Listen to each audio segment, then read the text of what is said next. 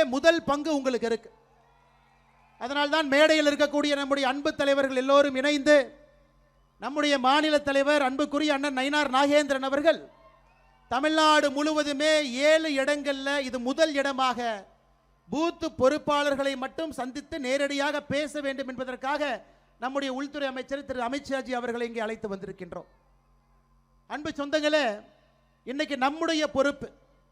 கடந்த 4 ஆண்டுகளாக பாரத பிரதமர் நரேந்திர மோடி ஐயா அவர்கள் தொடர்ச்சியாக 12 ஆண்டுகளாக நமக்கு உழைக்கிறாங்க. 2021 தொடர்ச்சியாக உழைத்துக் கொண்டிருக்கின்றார்கள். ஆனால் அடுத்த 8 மாத காலம் பாரத பிரதமர் நரேந்திர மோடி அவர்களுக்காக நம்முடைய கட்சிக்காக உழைக்க வேண்டிய பொறுப்பு இந்த அரங்கத்தில் இருக்கக்கூடிய உங்க ஒருத்தருக்கு இருக்கு.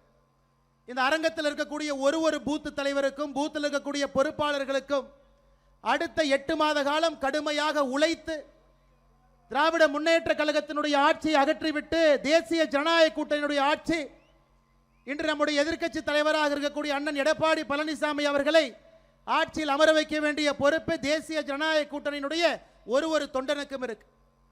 அன்பு சொந்தங்களே, அதை வெற்றிகரமாக நாம் செய்து முடித்து காட்ட வேண்டும். காரணம், மிக கடுமையாக இந்த 4 ஆண்டு காலம் நாம் உழைத்திருக்கின்றோம். பாரதிய ஜனதா கட்சியினுடைய ஒரு தொண்டனுமே திராவிட முன்னேற்ற கழகம் ஆட்சி வந்த பிறகு மக்களுக்கு பாதுகாப்பு அரணாக பாரதிய ஜனதா கட்சி நின்றிருக்கிறது.